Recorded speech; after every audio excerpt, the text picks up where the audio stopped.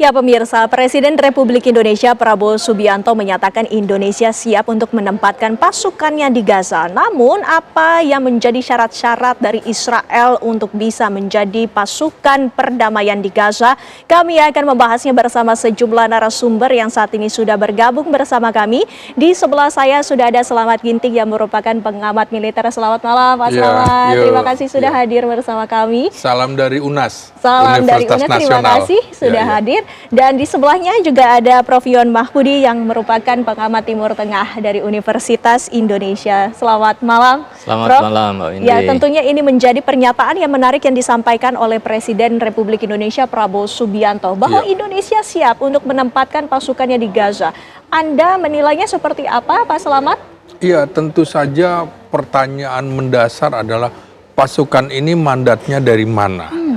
Kalau International Stabilization Force itu mandatnya bukan dari PBB. Nah, sementara Dewan Keamanan PBB secara eksplisit juga belum mendapatkan persetujuan dari Tiongkok dan Rusia yang dia punya hak veto di situ. Nah, memang ada persoalan berbeda dengan pasukan kita yang berangkat atas nama Payung PBB pada tahun 1957 di Sinai, di perbatasan Israel dengan Mesir. Nah, kali ini situasinya agak berbeda, di mana konflik itu lebih kompleks daripada tahun 1957. Dan ini kan tawaran dari Donald Trump. 20 poin Donald Trump yang ini belum tentu disetujui oleh negara-negara lain. Oke, Amerika dan Uni Eropa setuju. Tapi poin-poin yang dikemukakan oleh Donald Trump ini kan disetujui oleh Benjamin Netanyahu, pemimpin Israel. Maka dunia melihat ini kecenderungannya menguntungkan Israel. Menguntungkan Israel justru. Nah, kalau kita kemudian masuk di situ, nanti menjadi sangat kompleks. Kita justru akan dituduh cenderung berada di pihak Israel dan Amerika.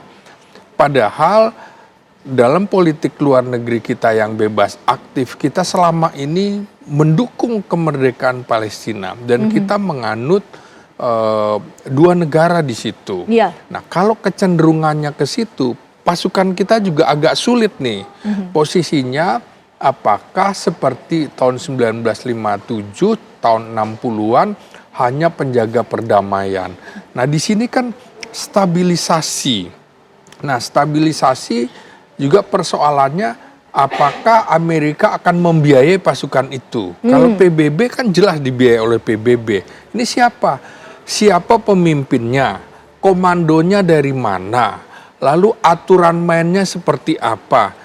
Siapa yang melindungi pasukan Indonesia kalau di sana dari serangan-serangan yang berbeda? Misalnya di Lebanon tantangannya prajurit TNI gugur gitu. Sehingga kita juga tidak mau kita hanya menyerahkan nyawa prajurit TNI di tengah situasi yang memang belum kondusif saat ini.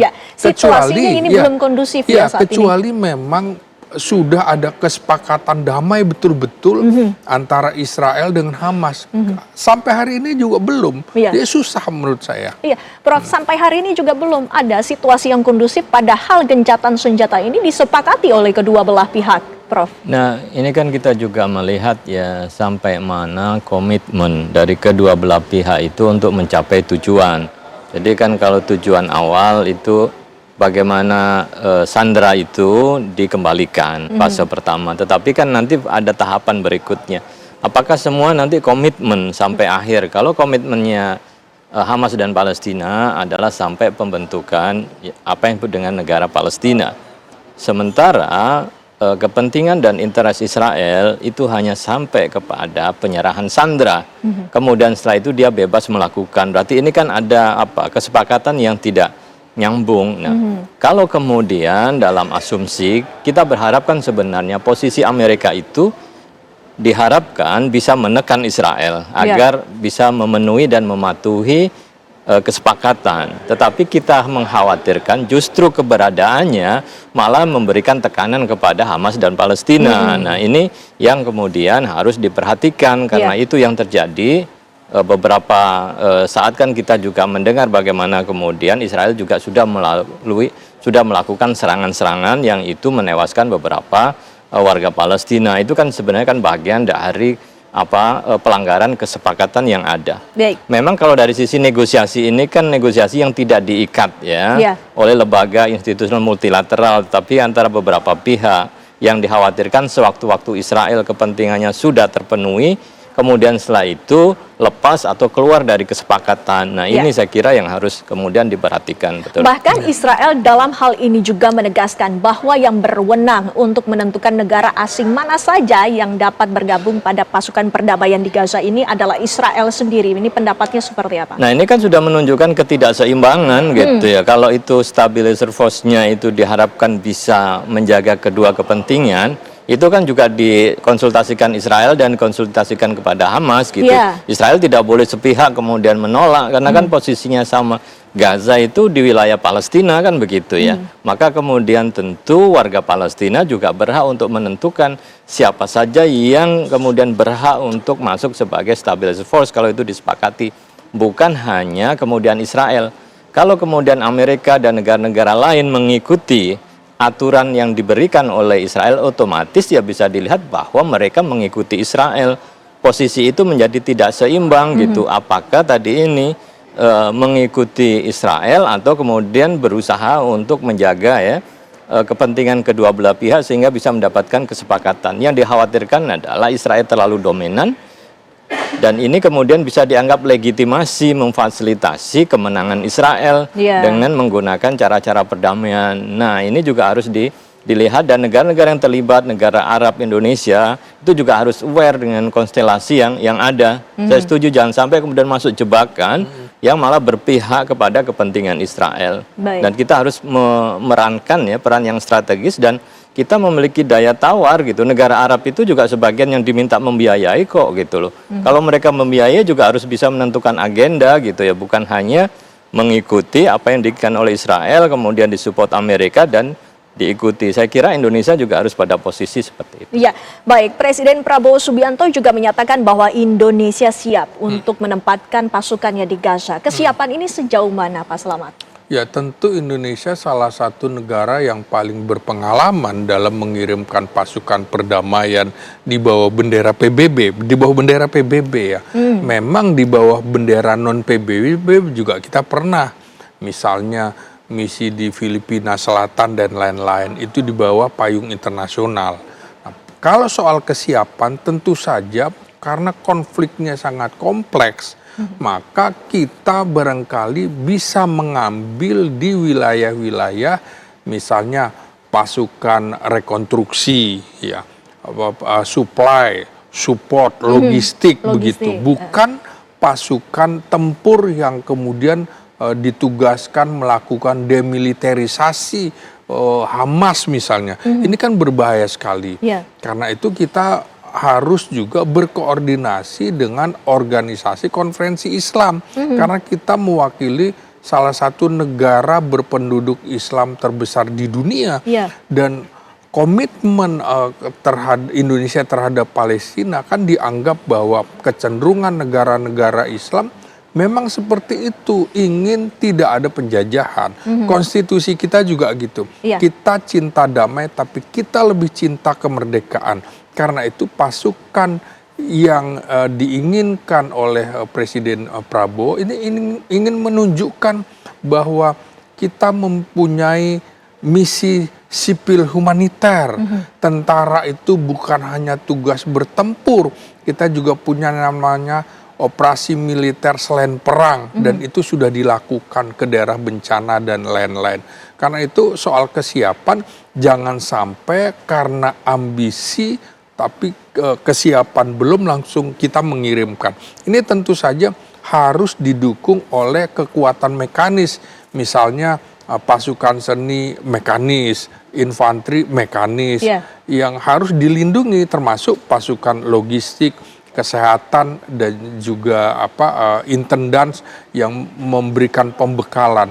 Saya kira kita lebih pada tugas-tugas itu karena situasinya roket masih meluncur. Kita nggak mau kemudian pasukan kita tanpa pengamanan berarti sudah diterjunkan. Ya, baik. Dan saat ini pemirsa kita juga telah terhubung bersama anggota Komisi 1 DPR RI Syamsul Rizal atau yang biasa disapa Deng Ical. Selamat malam Deng Ical, terima kasih sudah berhubung bersama kami.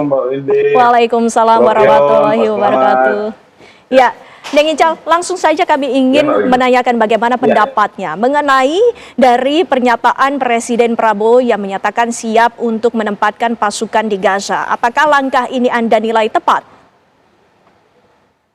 Ya, Pak Windy, jadi kesiapan yang disampaikan oleh Presiden Prabowo itu adalah kesiapan yang merepresentasikan, pertama ya, merepresentasikan keinginan bangsa Indonesia. Yang kedua adalah momentum seperti ini memang momentum deklarasi.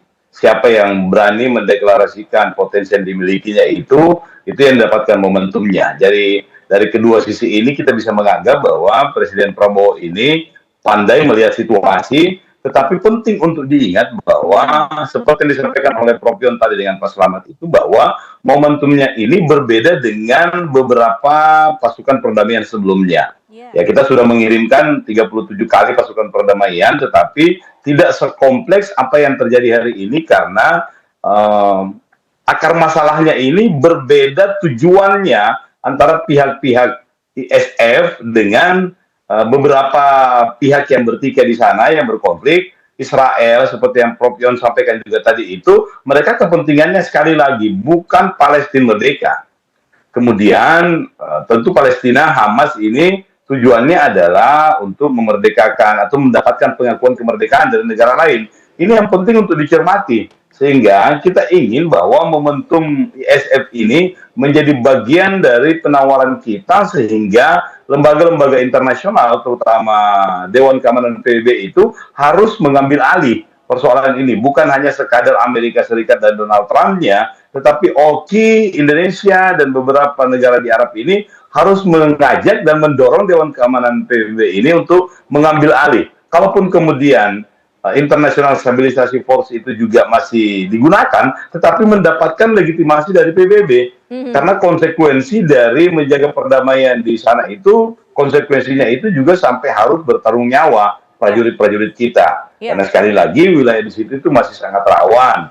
Jadi saya mengusulkan kepada Pak Presiden ini untuk menegosiasi ulang sambil kita mempersiapkan diri. Jadi yang paling penting ini adalah kita kalau perlu dibentuk pasukan perdamaiannya dari berbagai elemen, terutama yang berkaitan dengan kemampuan Zeni, terutama Zeni Tempur atau Zipur itu. Tetapi yang paling penting ini adalah memaksakan kondisi sehingga Dewan Keamanan PBB itu bersama dengan lembaga internasional yang lain itu bisa melegitimasi ISF ini sehingga kita juga terlindungi secara internasional. Baik, Deng Ical, lantas sesungguhnya apa langkah-langkah ataupun bantuan dan support dari DPR sendiri untuk keputusan adanya penempatan pasukan di Gaza? Dijawab nanti selepas jeda, Deng Ical. Nanti kami akan kembali. Pemirsa di Apa Kabar Indonesia Malam.